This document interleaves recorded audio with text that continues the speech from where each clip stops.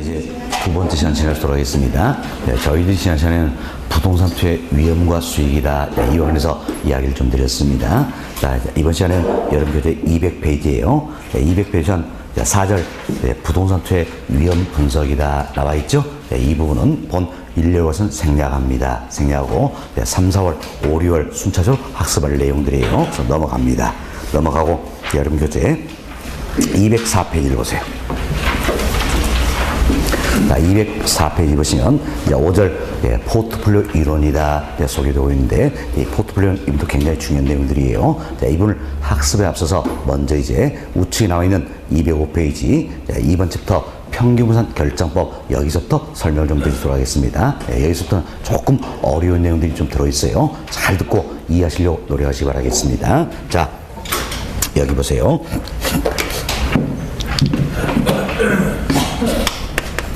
자, 이제 평균 분산 결정법이다.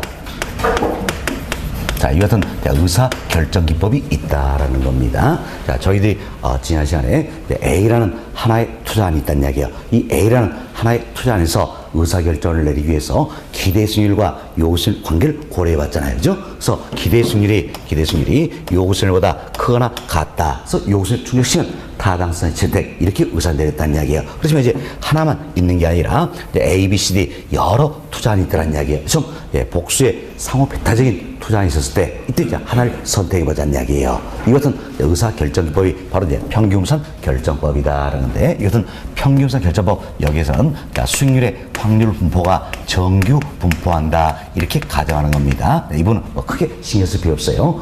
투자론 자체가 수익률 확률은 정규 분포한다, 이렇게 이제 가정하고 있기 때문에 크게 신경 쓸 필요 없고, 어떤 수익률의 확률 분포를 정규 분포한다 가정해서 평균으로부터 우리가 기대 수익률을 구하는 겁니다. 평균으로부터 기대 수익률을 구하고 다음 분산 표준편차 이로부터 위험을 구한다는 겁니다. 자, 그래서 우리 지난 시간에 위험을 측정하는 가장 전통적인 방법이 뭐가 있습니까? 분산 표준편차가 있다. 그래서 분산이나 표준편차는 뭘 구하는 방법이에요? 위험을 측정하는 방법이다 할 수 있겠죠. 주로 표준편차를 많이 활용합니다. 지금 평균으로부터 기대 수익률을 구하고 분산 표준편차로부터 위험을 구한다는 이야기에서 기대 수익률과 위험과의 관계를 고려해서 의사결정을 내리는 통계의 기법이 바로 평균분산 결정법이다, 이렇게 이해하시면 되겠습니다. 결국 평균분산 결정법, 여기서는 의사결정을 내서 고려하는 변수는 딱 두 가지예요. 뭡니까? 기대 수익률 그리고 위험이라는 이야기. 오로지 기대 수익률과 위험과의 관계만 고려해서 의사결정을 내리겠다, 이렇게 생각하시면 되겠어요. 이것은 통계적 기법이 바로 이제 평균분산 결정법이다, 이렇게 생각하시면 되겠습니다. 자, 그럼 우리는 이제 의사 내리기 위해서는 개별 투자의 기대 수익률과 위험을 구할 수 있어야 된다는 겁니다. 그런데 먼저 이제 개별 투자의 기대 수익률은 어떻게 구할 것인가, 이 문제겠죠. 이제 개별 투자의 기대 수익률은 어떻게 구할 것인가? 앞으로 여러 가지 상황들이 발생할 수 있는 이야기야. 자, 예를 들어서 경제가 더 좋아질 수도 있고 안 될 수도 있겠죠. 또 현 상태를 유지할 수 있다는 이야기예요. 좀 여러 가지 상황들이 발생할 확률이 있다라는 겁니다. 여러 가지 상황들이 발생할 확률이 있다는 거예요. 확률이 있다. 이때 확률 여기에다가 이때의 예상 수익률을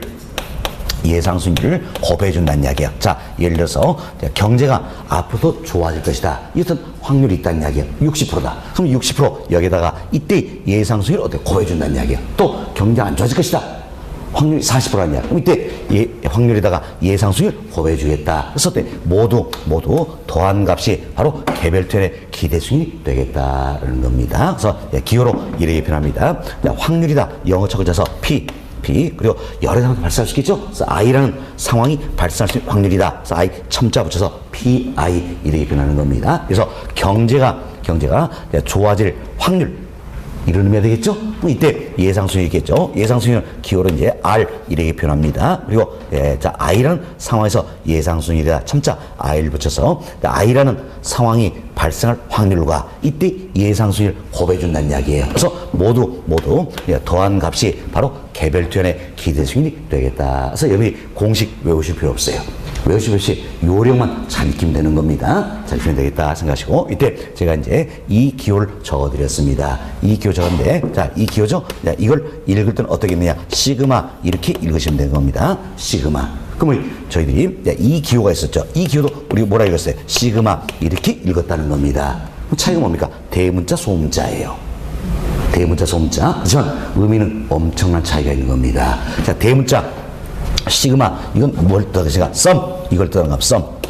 흔히 우리가 썸 탄다 그래서 썸 탄다. 그게 아니라 썸 뭡니까? 모두 더해준다. 더해준다. 이런 의미예요. 자, 그리고 소문자 시그마다. 이건 결국 뭘 이야기합니까? 표준 편차. 표준편차, 위험이다. 이렇게 생각하시면 되겠습니다. 됐습니다. 그래서 이제 자, 여러 가지 상황들이 발생할 수 있다. 이 발생 확률, 여기에다가 이때 예상 수익률 곱하고 모두 더해서 개별톤의 기대 수익률 구하게 된다. 이렇게 보시면 되겠어요. 그럼 우리는 이제 개별톤의 기대 수익률 구하는 연습 한번 해보자라는 겁니다. 연습인데 여러분 교재 230페이지 보세요. 교재 자, 230페이지 봅시다. 자, 230페이지 보시면 자, 3번 문제가 들어있지요. 3번. 네, 1도에서 우리 연습 한번 해보자는 겁니다. 자, 3번 문제 보세요. 자, 가상적인 아파트 투자 사업에 대해, 자, 보세요.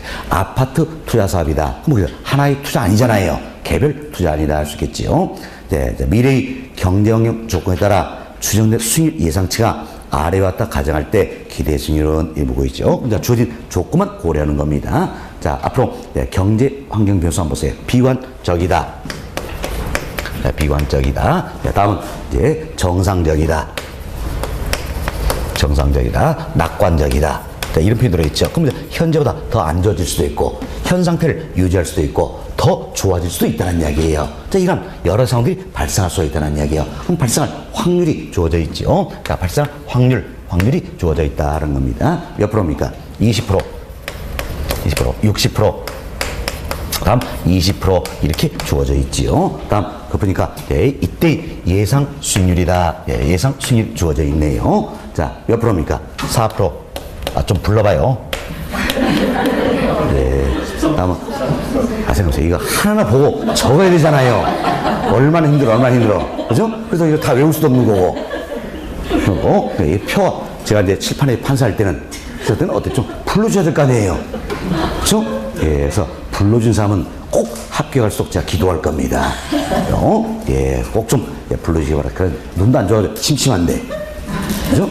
예, 좋습니다. 다음은 4%, 8%. 예. 그래도 안 부릅니다. 예. 됐습니다. 부르지 마세요. 예. 예, 13%다. 이렇게 생각됩니다. 이렇게 불러달랬더니 뭐 하고서네요. 잘못 부르고 있더라고요.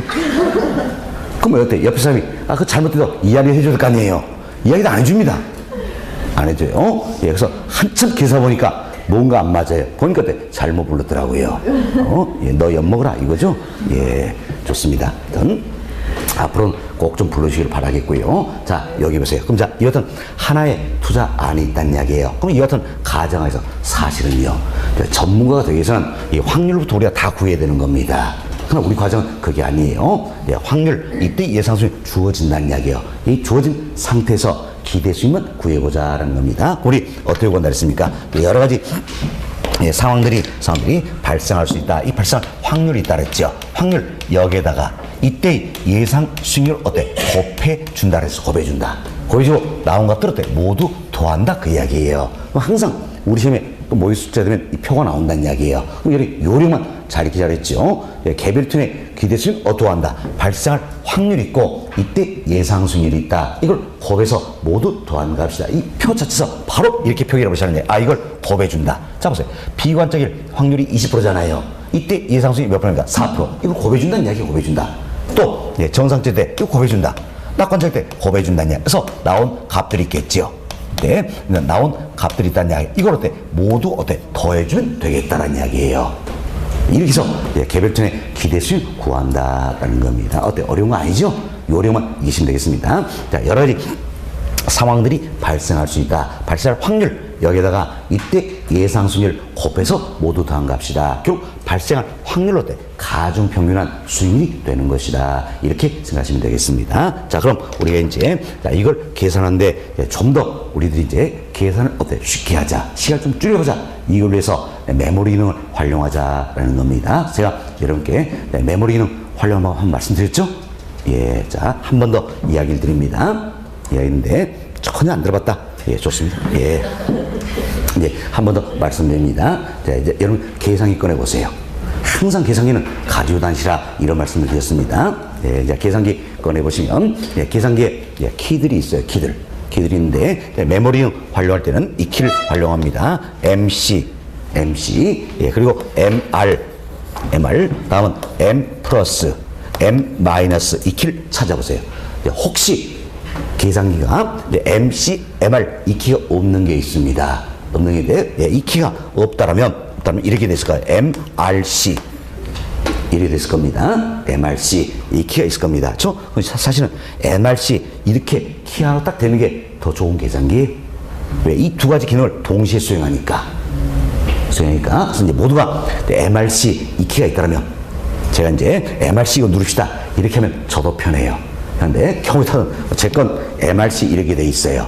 MRC 제 건 MRC 되는데 혹시 이제 가중 계산기에 이제 좀 MC, MR 이렇게 구분이 된 예, 계산기 있을 거란 이야기예요.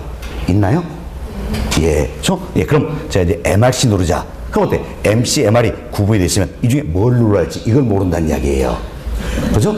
예, 그렇기 때문에 제가 이제 항상 계산할 때는 MC, MR 이렇게 이야기 드릴 겁니다.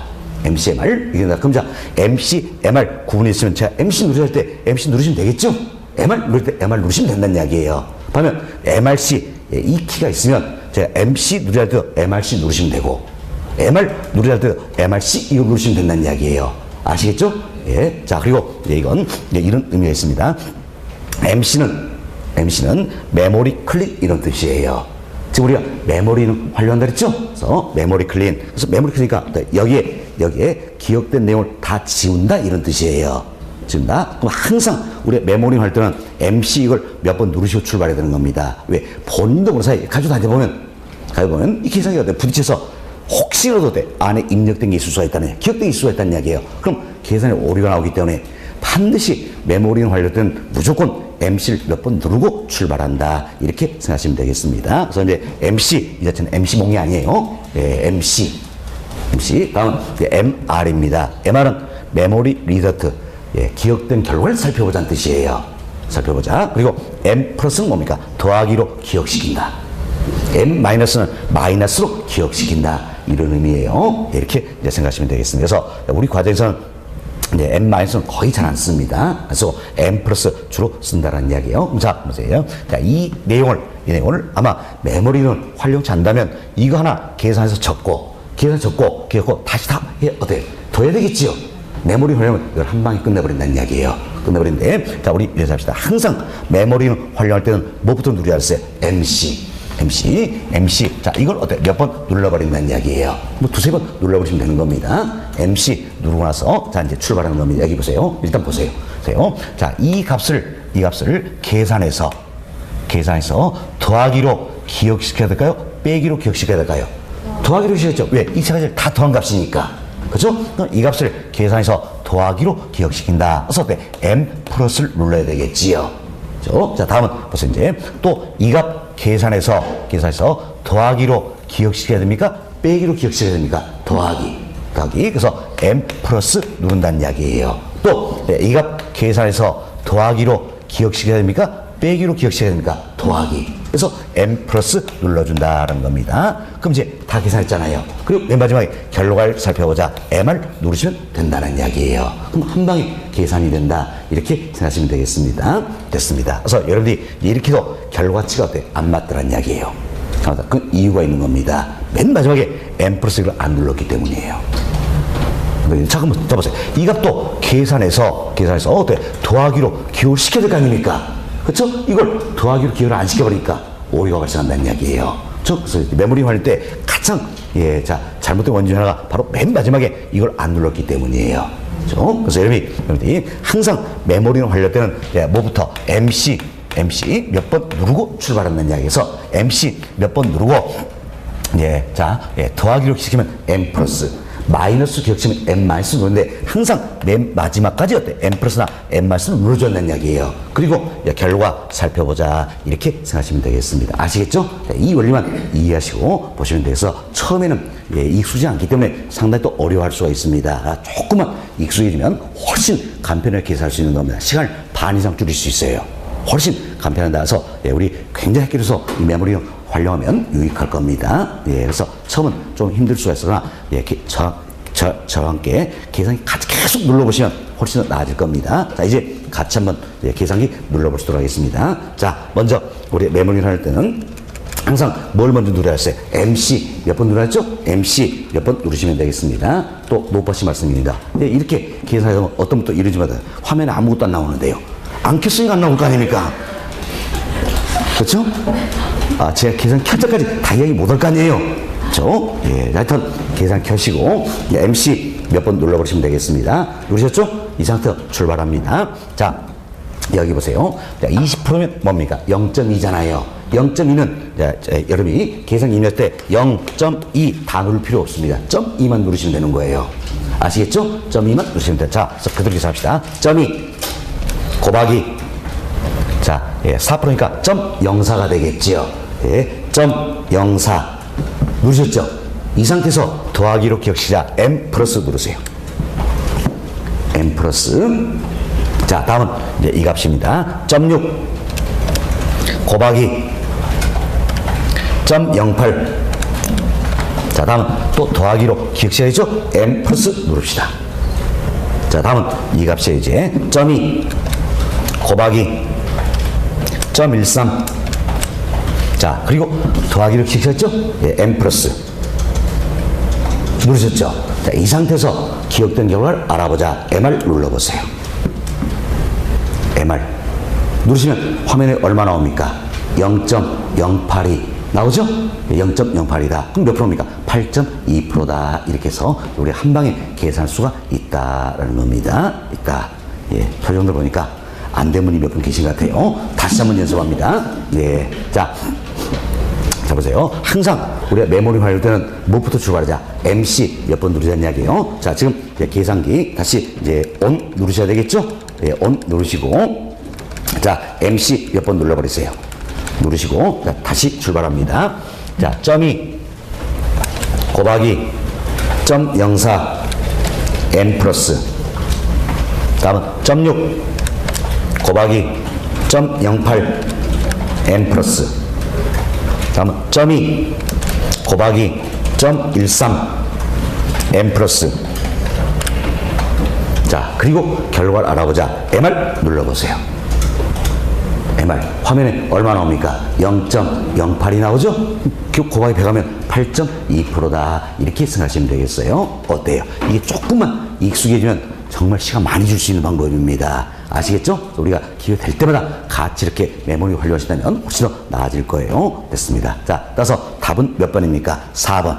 4번 8.2%다. 이렇게 보시면 되겠습니다. 자, 이렇게 해서 저희들이 이제 자, 개별전의 기대수를 계산해 봤습니다. 그래서 여러분이 반드시 이번 과정에서도 이런 정도는 연습이 되셔야 되겠습니다. 물론 안타까운 일이지만 우리 시험에 이런 문제 안 나옵니다. 안 나와요. 왜 안 나올까요? 이런 문제 내면 떨어질 사람 아무도 없다는 뜻이에요. 아무도. 변별력이. 이런 문제는 다 맞추니까. 그렇죠? 그래서 안 내는 겁니다. 그럼 어떻게 냅니까? 이걸 한 두어 바퀴 돌려서 내겠지요. 그걸 우리가 풀어야 된다는 이야기예요. 그래서 일요일부터 이런 정도부터 단계를 밟아서 우리가 연습이 되셔야 된다. 아시겠죠? 물론 이 3번 이 문제는 10년 전에 우리 실제 출제된 문제 10년 전에 10년 전에나 이렇게 나왔지 지금은 이렇게는 안 나온다는 이야기예요. 한 두어 바퀴 돌려서 나온다는 이야기예요.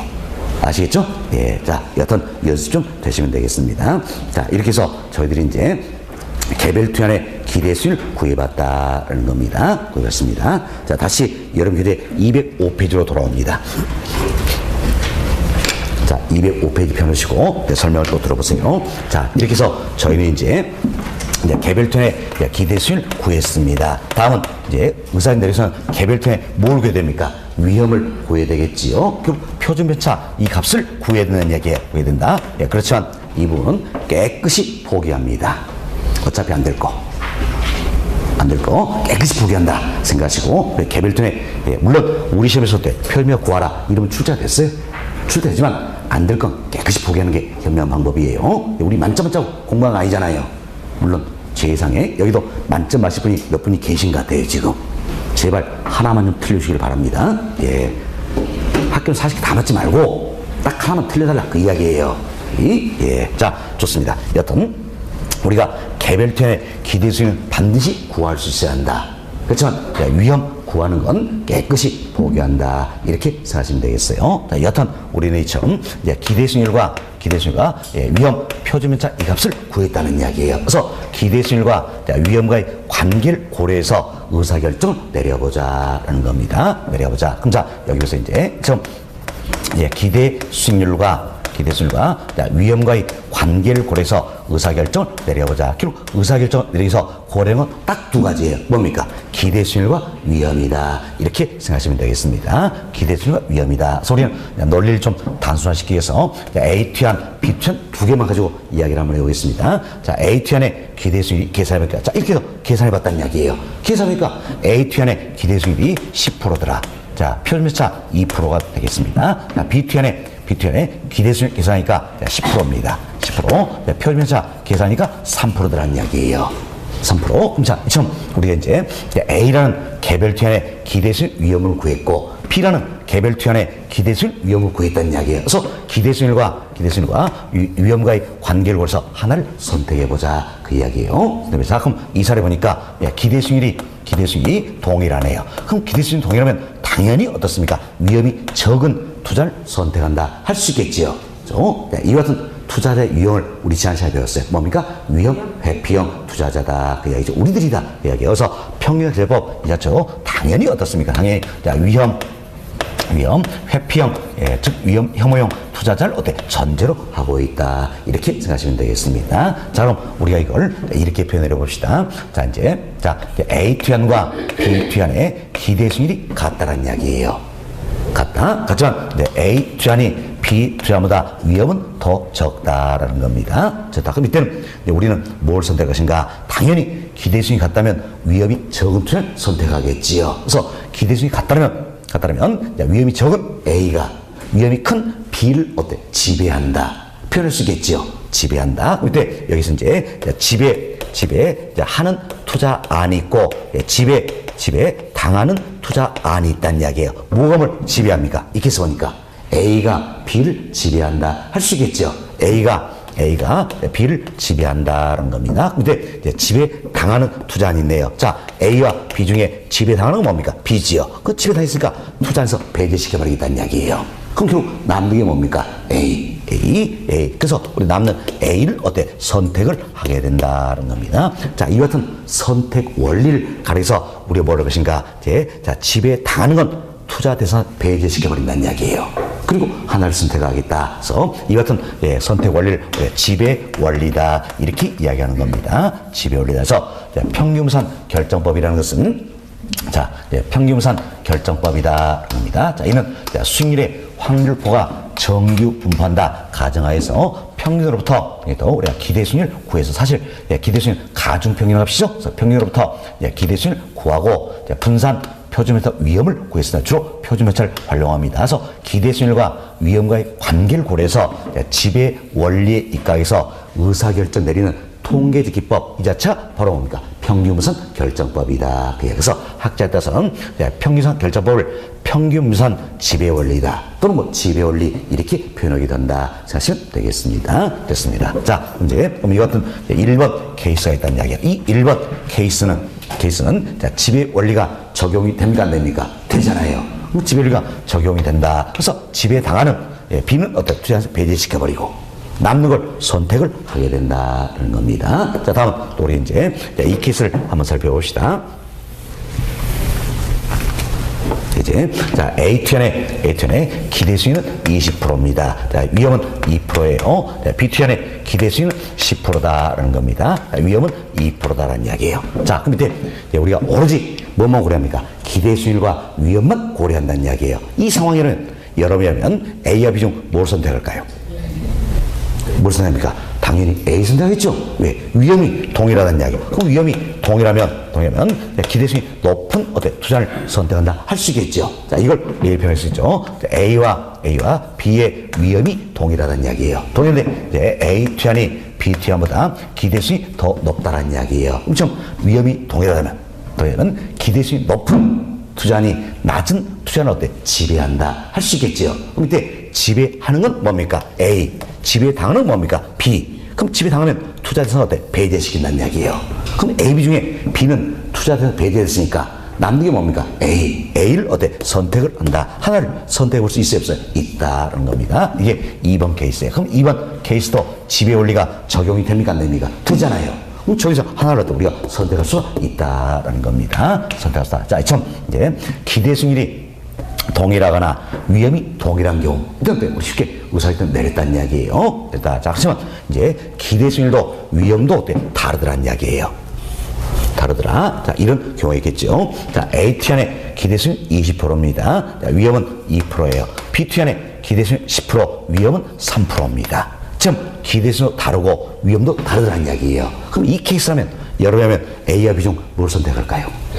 A를 선택하겠죠. 그렇습니까? 사실 더 적은 위험으로 보다면 높은 수익이 기대가 되잖아요. 그렇죠? 더 적은 위험하면서 높은 수익이 기대되면 당연히 뭘 선다? A를 선택한다 그 이야기죠. 자, 이걸 우리 표시합시다.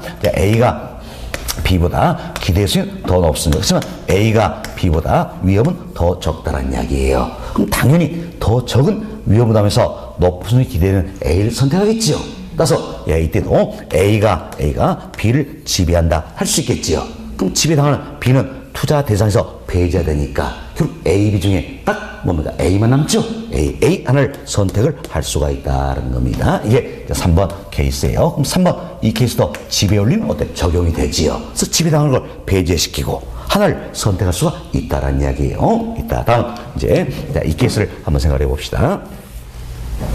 A투안의 기대수익 20%, 표준 배차는 3%예요. B투안 기대수익 10%, 표준 배차는 2%라는 이야기예요. 이때 우리가 이제 기대수익률과 위험 이 딱 두 가지만 고려해서 A와 B 중 하나를 선택을 해보자라는 이야기예요.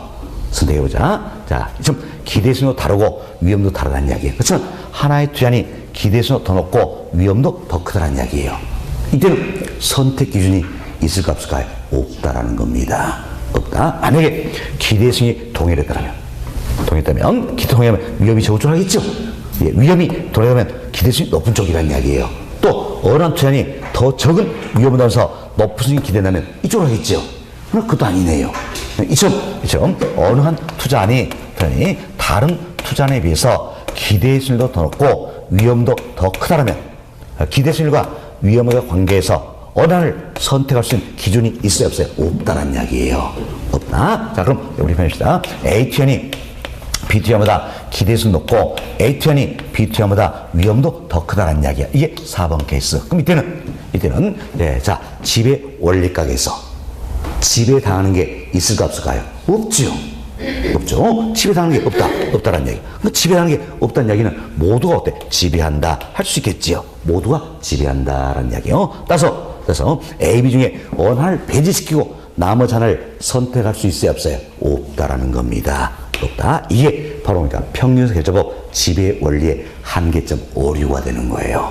그럼 결국 4번 이 케이스는 지배 원리가 적용이 됩니까? 안 됩니까? 안 되는 거지요. 안 된다. 그래서 어느 하나를 선택할 수 없다는 이야기. 자, 이제 1, 2, 3번 이 케이스는 지배 원리가 적용이 되잖아요. 그래서 어느 하나를 선택할 수 있어요, 없어요? 있지요. 그렇지만 4번 이 케이스는 지배 원리가 적용이 된다, 안 된다? 안 된다. 그래서 어느 하나를 선택할 수 없다라는 겁니다. 어떤 경우입니까? 한 투자니 다른 투자에 비해서 기대의 수익도 높고 위험도 큰 경우란 이야기예요. 이때는 서로서로 지배할 수가 없다는 겁니다. 지배 원리가 적용되지 않는다. 따라서 어느 하나를 선택할 수 없다라는 게 문제점이 된다는 겁니다. 그럼 이 같은 문제점을 극복하기 위해서 결국은 A점 4번 이 케이스라면 A와 B 중 기대 수익과 위험 관계로 해서는 하나를 선택할 수 없잖아요. 그렇죠? 그래서 하나를 굳이 선택하기 위해서 또 여러 가지 기법들이 나오게 된다는 겁니다. 그 중에 하나가 이제 바로 변동계수를 변동계수를 활용하는 방법도 있고, 다음은 상대 그리고 위험 회피 성향을 고려하는 방법도 있는 겁니다. 자, 위험 회피 성향을 고려하는 방법도 있고, 다음 포트폴리오 이론도 나오게 된다. 이렇게 보시면 되겠어요. 자, 여기 보세요. 1, 2, 3번 이 케이스는 지배 원리가 적용이 되잖아요. 그렇죠? 그래서 지배당을 배제시키고 하나로 때 선택할 수 있죠. 그럼 굳이 이런 건 활용할 필요 있어요, 없어요? 없어요. 지배 원리께서 의사결정 내리면 된다는 이야기예요. 그러나 4번 이 케이스는 지배 원리가 적용이 된다, 안 된다? 안 된다는 이야기예요. 그래서 하나를 선택할 수 없기 때문에 굳이 하나를 선택하기 위해서는 어때? 변동계수를 활용할 수도 있고, 위험 회피 성향을 고려할 수도 있고, 포트폴리오 이론도 나오게 되었다. 이렇게 생각하시면 되겠어요. 그래서 여기서 여러분들이 흐름을 잘 이해하셔야 되는데, 자, 보세요. 평균분산 결정법, 즉 지배 원리의 한계점이더라. 오류가 있다면 오류가 있다. 이를 극복하기 위한 대안으로 등장할 중 하나가 바로 뭡니까? 포트폴리오 이론이다. 이렇게 생각하시면 되겠어요. 그래서 이제 우리 실제 시험에서는 아직까지 이런 질문은 안 나왔어요. 그런데 모의고사에 종종 이런 질문을 내는 겁니다. 자, 잘 들어보세요. 자, 포트폴리오 이론의 문제점을 극복한 대안으로 평균분산 결정법이 등장되었다. OX, X 잘못되어 있죠? X 잘못되다. 흐름을 잘 이해하세요. 자, 평균분산 결정법, 즉 지배 원리의 한계점이 있다. 오류가 있다라는 이야기야. 이걸 극복하기 위한 대안으로 등장한 중 하나가 바로 뭡니까? 포트폴리오 이론이다. 그래서 우리가 포트폴리오 이론을 학습에 앞서서 먼저 평균분산 결정법 이걸 이야기했던 것이다. 이렇게 생각하시면 되겠습니다. 됐습니다. 자, 여기까지 말씀을 드리고요. 자, 여러분 교재 보겠습니다. 205페이지 보세요. 자, 205페이지 보시면, 자, 2번 챕터 평균 분산 결정법이다 소개되고 있죠? 여기는 별표 4개 해놓으시기 바라겠습니다. 자, 별표 4개 해놓으시고요. 양월 1번, 동그라미 읽어봅시다. 자, 수익의 가중평균치인 평균과, 이게 결국 뭡니까? 우리 기대 수익률 이야기하는 거죠. 자, 기대 수익률은 뭡니까? 발생할 확률로 가중평균 수익률이 되겠지요. 자, 수익의 가중평균치인 평균. 자, 이건 기대 수익률이다 생각하시면 되겠습니다. 다음, 자, 위험 계산에 사용되는 분산을 이용하여, 자, 어떤 게 분산, 이는 결국 뭡니까? 위험이다. 우리는 표준묘차 많이 활용한다 그랬습니다. 자, 투자 대안을 선택하는 방법을 결국 기대 수익률과 자, 위험과의 관계를 고려해서 투자 대안을 선택하는 방법은 뭡니까? 평균분산 결정법이다. 이렇게 표현한다는 겁니다. 동그라미 2번. 자, 위험과 수익을 평가하는 방법이 하나가 되겠죠. 위험과 수익을 평가하는 방법 중에 하나다. 입니다. 자, 평균분산 지배 원리란 동일한 위험을 갖는 투자자에서는 가장 큰 기대 수익을 갖는 투자니 다른 투자를 지배하며 결국 이야기지요. 자, 위험이 동일하다는 이야기. 그럼 위험이 동일하면 높은 수익이 기대되는 투자니 어때? 다른 투자를 지배한다 그 이야기지요. 여기 자, 다음 주 보세요. 동일한 기대 수익을 갖는 투자자 중에서는 가장 낮은 위험한 투자니 다른 투자를 지배한다는 원리다. 자, 기대 수익률이 이처럼 동일하다면 위험이 적은 투자니 다른 투자는 어때? 지배한다 할 수 있겠지요. 결국은 자, 이제 기대 수익이 동일하면 위험이 적은 투자, 위험이 동일하다면 기대 수익이 어때? 높은 투자니다 그 이야기예요. 높은 투자다. 이게 평균분산 지배 원리다라는 겁니다. 됐습니다. 자, 그리고 또 3번 보세요. 자, 이와 같은 평균분산 지배 원리에 따라 투자 결정하는 방법이 바로 뭡니까? 평균분산 결정법이다. 흔히 우리가 평균분산 결정법을 평균분산 지배 원리다, 지배 원리다 이렇게도 표현하기도 한다. 참고하시면 되겠습니다. 다음 양고로 2번입니다. 자, 양고로 2번은 맨 아래 하단에 박스를 보세요. 하단에 박스 보시면 저희들이 지금까지 설명했던 내용이다. 자, 박스 첫 번째 한번 봅시다. 자, 첫 번째 보시면 자, 이제 A가 B보다 기대 수익이 높죠. 그렇죠? A가 B보다 위험은 적다라는 이야기예요. 그럼 이때는 뭘 선택합니까? 더 적은 위험 부분에서 높은 수익이 기대는 A를 선택하겠죠? A가 B를 지배한다 할 수 있겠네요. 이게 우리가 여기서 했던 3번 이 케이스가 되겠죠. 3번 이 케이스예요. 자, 다음 그 아래 한번 보세요. A와 B의 기대 수익이 같습니다. 우리는 위험이 적은 투자를 선택하겠죠? 따라서 위험이 적은 A를 선택한다. 그럼 이대로 A가 B를 지배한다 할 수 있겠죠? 기대 동일한 경우 1번 이 케이스가 되겠네요. 다음 그 아래 한번 봅시다. 아래 보시면 이제 A가 B보다 기대 수익 더 높다는 이야기예요. 그러면 위험이 같네요. 자, 2번 이 케이스죠? 네, 2번 이 케이스가 되겠네요. 위험이 같다면 당연히 기대 수익 높은 투자를 선택하겠지요. 그래서 이때도 A를 선택한다. 결국 A가 B를 지배한다 할 수 있겠지요. 다음 그 아래 칸 봅시다. A가 B보다 기대 수익 높네요. A가 B보다 위험도 크다는 이야기예요. 그럼 이는 4번 이 케이스가 되겠죠. 그래서 어느 한 투자니 다른 투자에 비해서 기대 수익 높고 위험도 큰 경우란 이야기예요. 이때는 하나를 선택할 수 있다 없다? 없다. 서로를 지배할 수 없죠. 지배 당한이 없기 때문에 모두가 지배를 하기도 하나를 선택할 수 없다. 그래서 우리 교재 뭡니까? 오류 발생이다. 이렇게 표현된 겁니다. 그래서 어느 하나를 선택할 수 없다. 이렇게 생각하시면 되겠어요. 항상 여러분들이 평균선 결정법이다, 지배 원리다 관련된 문제라면 먼저 이제 이걸 잘 생각하셔야 되겠는데, 가장 먼저 이제 지배 당하는 걸 투자 대상에서 무조건 배제시키면 되잖아요. 그리고 나머지 선택하면 된다는 이야기죠. 지배당을 배제시킨다. 그럼 지배당하는 게 있는지 없는지 보기 위해선 먼저 1번 케이스 뭡니까? 기대 수익이 동일한 경우. 다음 2번 케이스 위험이 동일한 경우. 다음 3번 케이스 어느 하나의 투자니 더 적은 위험보다는 높은 수익이 기대되는 경우다. 이런 경우를 찾으셔야 하는 이야기예요. 그렇죠? 그래서 지배당을 배제시키고 남은 걸 이제 선택하는 것이다. 이렇게 보시면 되겠습니다. 됐습니다. 자, 다음 페이지 봅시다. 양호 3번. 자, 두 번째를 보세요.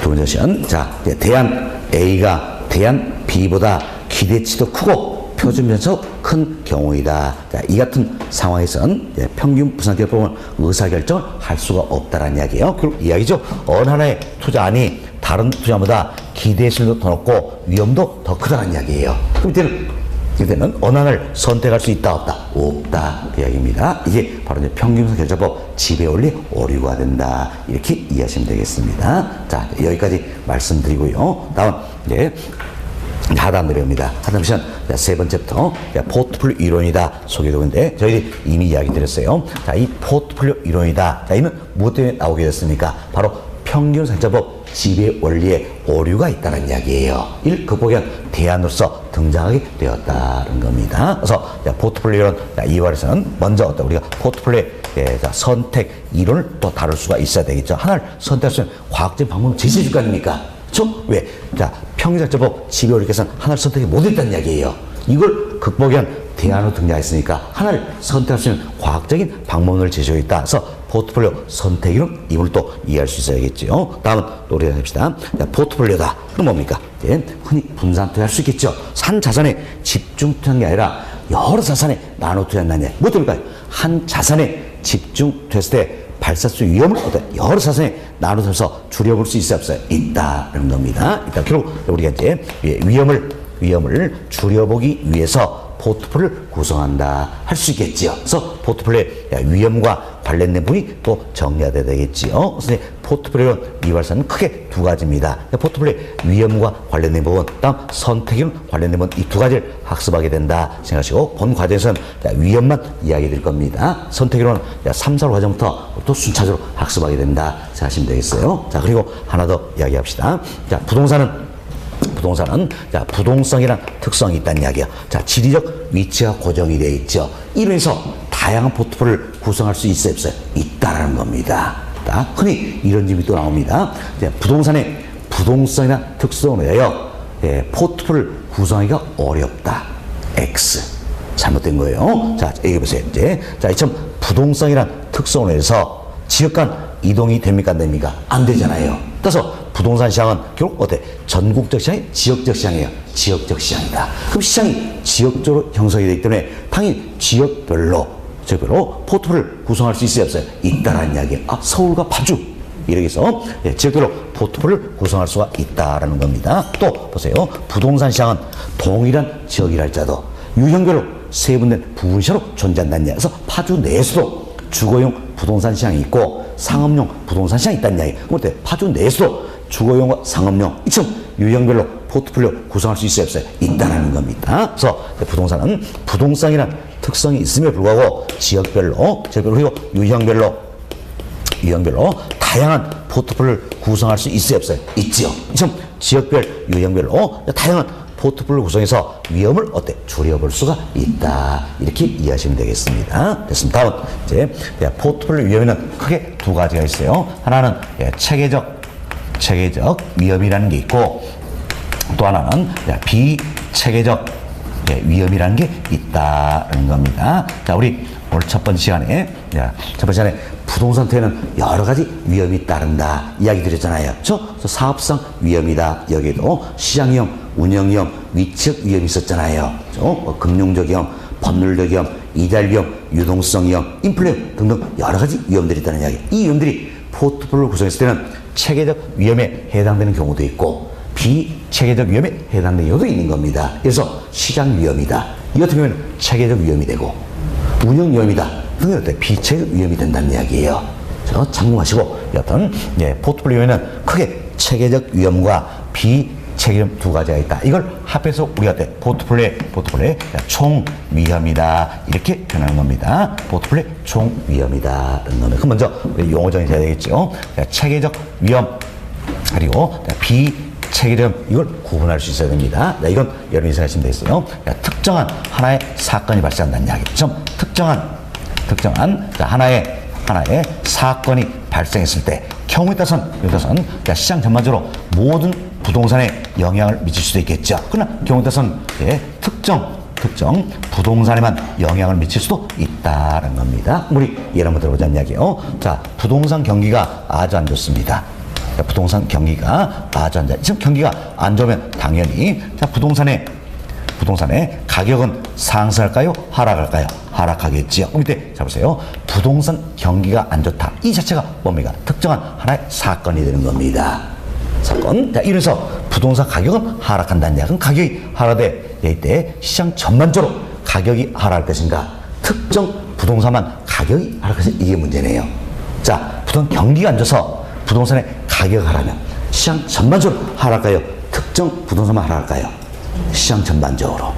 그렇죠? 전반적으로. 따라서 특정한 하나의 사건이 발생했을 때 모든 부동산에 시장 전반적으로 영향을 미친다 알 수 있겠죠. 이 같은 걸 우리는 체계적 위험이다. 이렇게 이야기하는 겁니다. 다음 또 우리 해봅시다. 자, 이제 대출 금리가 상승합니다. 그럼 금리가 상승하면 이자 비용 부담이 많겠죠? 따라서 내가 돈 빌려서 살려고 합니까? 안 합니까? 안 하겠죠. 따라서 부동산의 수요는 어때? 감소하게 된다는 겁니다. 자, 보세요. 대출 금리가 상승했다. 이 자체가 어때? 하나의 사건이 된다는 이야기예요. 이래서 부동산의 수요가 감소하는데 이때도 보세요. 시장 전반적으로 수요가 감소할 것인가? 특정 부동산만 수요가 감소할 것인가? 이게 문제네요. 시장 전반적으로 감소할까요? 특정 부동산만 감소할까요? 전반적으로. 그럼 결국 우리 두 가지 사례를 말씀드렸어요. 그런데 특정한 사건이 발생했을 때 시장 전반적으로 모든 부동산에 영향을 미친다 할 수 있겠죠. 이 같은 걸 우리가 뭐랍니까? 체계적 위험이다. 그래서 체계적 위험은 시장 전반적으로 모든 부동산에 영향을 미친 위험이다. 그래서 흔히 우리가 시장 위험이다 이렇게 표현합니다. 시장 위험이다. 자, 다음 보세요. 참 체계적 위험은 시장 전반적으로 모든 부동산에 영향을 미친다는 이야기예요. 따라서 썩거나 봐야 위험은 줄어들까요? 줄어들지 않을까요? 줄어들지 않는다는 이야기예요. 다 영향을 받기 때문에. 따라서 체계적 위험을 우리는 피할 수 없는 위험이다 이렇게 이야기합니다. 즉 분산 불가능 위험이다. 그리고 아무리 포트폴리오를 구성한다 할지라도 체계적 위험은 줄일 수 있다 없다? 없다라는 이야기예요. 없다, 줄일 수 없다는 겁니다. 자, 그럼 여하튼 체계적 위험은 주로 거시경제 변수와 관련이 많습니다. 앞서 말씀드린 부동산 경기 변동이라든지 다음은 이자율 변동이라든지 인플레이션 등등이 체계적 위험과 관련된다 이렇게 생각하시면 되겠습니다. 자, 그럼 또 우리 이제 이런 생각을 해봅시다. 자, 여기에 A라는 임대용 부동산이 있습니다. 인근에 B라는 임대용 부동산이 있다는 이야기예요. 다음 저 멀리 떨어진 여기에 C라는 임대용 부동산이 있다는 이야기예요. 그럼 이때 여기는 A라는 임대용선에 화재가 발생했습니다. 그럼 A는 화재 보관하는 동안은 임대 안 되겠죠? 인근에는 B는 반사적인 이익을 얻을 수도 있겠지요. 그런데 C는 영향을 안 받을 수 있다는 이야기예요. 그럼 이때 화재가 발생한다. 이게 뭡니까? 특정한 하나의 사건이 되겠지요. 특정한 하나의 사건이다. 이래서 영향을 받는 것도 있고 안 받는 것도 있죠. 그럼 결국은 특정한 하나의 사건이 발생했을 때 시장 전반적으로 영향을 미치나요? 특정 부서만 영향을 미치나요? 특정 부서만.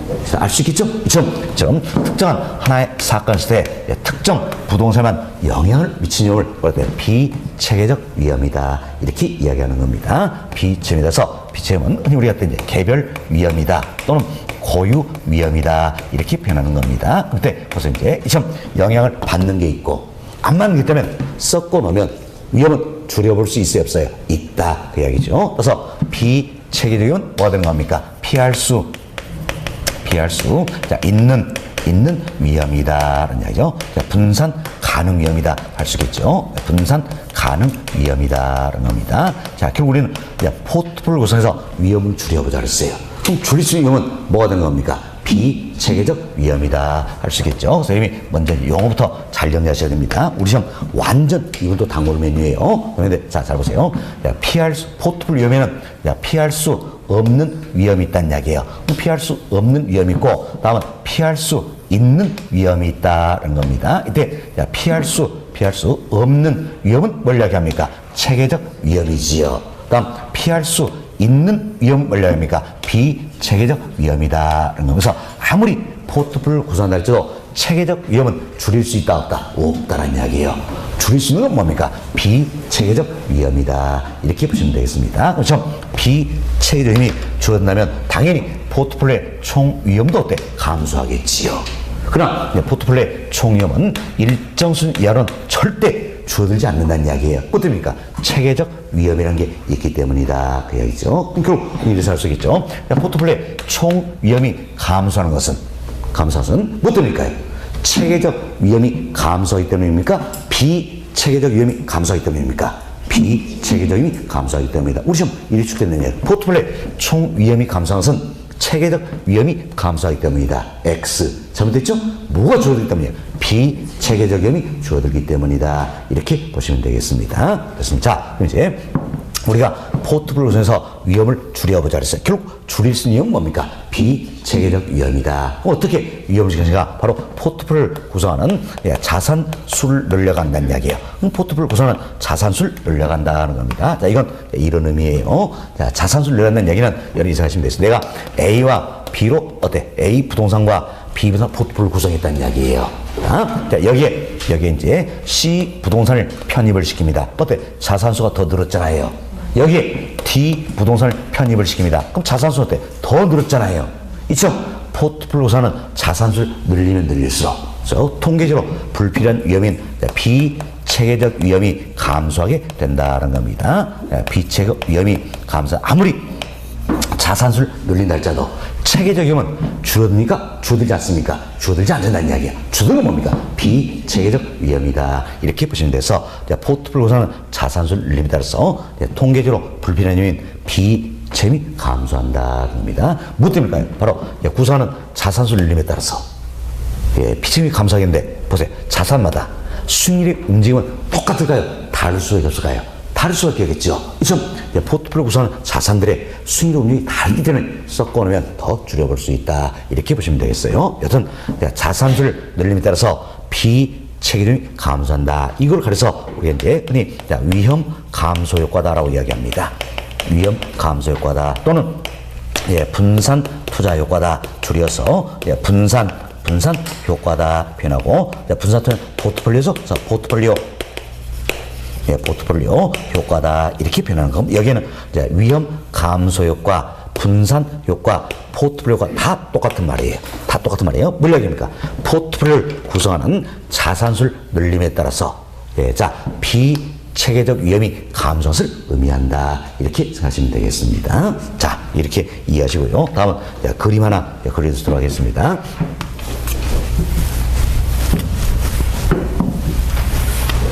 자, 어려운 그림은 아니에요. 여기 봅시다.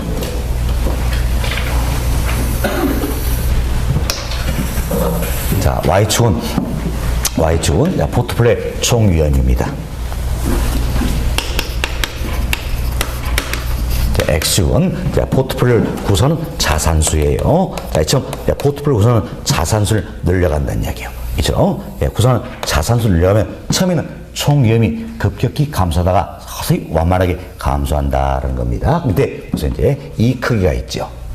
자, 이 크기가 있습니다. 자, 이 크기가 결국 뭐라고 합니까? 포트폴리오의 총 위험의 크기다 할 수 있겠죠. 총 위험의 크기다라는 이야기요. 자, 보세요. 아무리 자산수를 일정 수준 이하로는 절대 줄어들지 않는다는 이야기예요. 자, 이 크기 이하로는 절대 줄어들지 않는다는 겁니다. 근데 이때 자, 이 크기는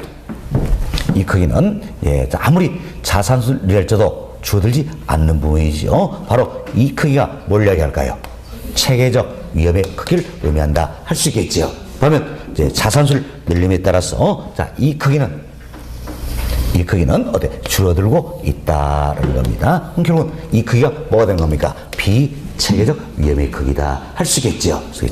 자, 지금 포트폴리오를 구성하는 자산수를 늘림에 따라서 결국 줄어든 건 뭡니까? 비체계적 위험이잖아요. 그래서 비체계이 줄어들기 때문에 당연히 포트폴리오의 총 위험도 어떻습니까? 감소하게 된다. 결국 포트폴리오의 총 위험이 감소해서 뭐 때문입니까? 비체계적 위험이 감소하기 때문이다. 이렇게 해서 한 번 더 이해가 좀 되시면 되겠습니다. 자, 여기까지 말씀드릴 것 같네요. 자, 여러분 교재 보겠습니다. 자, 206페이지예요. 자, 206페이지 보시면 하단에 세 번째부터 포트폴리오 이론이다. 옆에다가 역시 별표 6개 해놓으시기 바라겠습니다. 네, 별표 6개 넣으시고 양호로 1번 개념입니다. 세 번째 줄 중간쯤 보세요. 예, 자, 포트폴리오는 투자 결정 시 여러 개의 자산에 분산 투자함으로써 하나에 집중됐을 때 발생할 수 있는 위험을 제거하여 분산된 자산으로부터 안정된 결합 편익을 획득하도록 하는 자산 관리 방법 또는 원리를 의미한다는 겁니다. 양호로 2번 박스를 보세요. 자, 포트폴리오의 총 위험은 어떻게 구성됩니까? 체계적 위험과 비체계적 위험의 합이다 할 수 있겠죠. 동그라미 1번 기업 보세요. 자, 시장의 힘에 의해서 야기된 위험으로 모든 부동산에 영향을 주는 피할 수 없는 위험이라는 이야기예요. 자, 우리 했죠. 시장의 힘에 의해서 야기된 위험이다. 모든 부동산에 영향을 준다는 이야기예요. 그래서 피할 수 없는 위험이다. 뭘 뜻합니까? 체계적 위험이다 할 수 있겠지요. 기업은 경기 변동, 인플레이션 심화, 이자율 변동 등의 야기된 위험은 뭡니까? 체계적 위험이다라는 거죠. 2번 체계적 위험은 포트폴리오 구성을 통한 분산 투자도 어때? 제거가 불가능하다. 그래서 아무리 포트폴리오가 가져 체계적 위험은 피할 수 있다 없다? 없다. 줄일 수가 없다는 이야기예요. 자, 다음 동안에 2번 봅시다. 자, 개별적인 부동산의 특성부터 야기된 위험으로 투자상을 다양하여 분산 투자함으로써 피할 수 있는 위험이다. 참 피할 수 있는 위험은 뭐가 되는 겁니까? 비체계적 위험이다 라는 겁니다. 그리고 그 아래 박스 보세요. 박스 보시면 우리 설명드렸죠? 예, 자, 포트폴리오 구성하는 자산수를 늘림에 따라서 포트폴리오의 총 위험은 이처럼 어때? 감소한다는 이야기예요. 총 위험이 감소하는 결국 뭐 때문입니까? 바로 비체계적 위험이 감소하기 때문이다. 아무리 자산수를 늘려도 체계적 위험은 줄어드는가 안 줄어드는가? 안 줄어드는 거예요. 줄어드는 건 뭡니까? 비체계적 위험이다. 이렇게 그림은 이해하시면 되겠습니다. 다음 그 아래 양호로 3번이에요. 동그라미 1번 기억번 첫 번째 중간점 보세요. 포트폴리오를 구성하는 자산수가 많으면 많을수록 비체계적 위험은 통계학적으로 제거된다. 그래서 우리 예전했죠. 자산수를 늘림에 따라서 통계적으로 불필요한 위험인 자, 비체계적 위험이 어때? 감소하게 된다. 아무리 자산수 늘린다 할지라도 체계적 위험은 줄어들이 안 줄어든? 안 줄어든 거죠? 줄어든 건 비체계적 위험이다라는 겁니다. 자, 네 한번 보세요. 포트폴리오 구성하면서 끝부분 위험이 줄어든 효과를 포트폴리오 효과라 한다. 예, 그분 다른 말로 분산 효과를 한다. 그래서 우리가 이런 설명했죠. 포트폴리오 구성은 자산을 늘림에 따라서 비체계적 위험이 감소한다는 이야기예요. 그래서 우리가 글쎄 위험 감소 효과, 분산 효과, 포트폴리오 효과 이렇게 표현해 드렸지요. 자, 이 내용이다. 이렇게 생각하시면 되겠습니다. 자, 다음 페이지 보세요. 답은 상단의 디귿번입니다. 디귿번. 야, 포트폴리오를 구성한 자산수가 아무리 많다 해도 체계적 위험은 줄어든다, 줄어들지 않는다, 줄어들지 않는다, 제거되지 않는다는 거지요. 1번, 포트폴리오 관리는 단순히 분산 투자만 의미하는 것이 아니라 투자자들이 갖고 있는 위험과 수익을 분석하여 비체계적 위험을 제거하고 최선의 효과를 얻을 수 있는 포트폴을 선택하는 것이다. 알겠죠? 그래서 지혜가 할 수 있는 것 결국 뭡니까? 비체계적 위험이다. 이렇게 생각하시면 되겠습니다. 됐습니다. 자, 여기까지 말씀드리면 되겠고요. 다음은 여름교재 210페이지를 한번 보세요. 자, 210페이지 보시면 자, 양호로 6번입니다. 양호로 6번.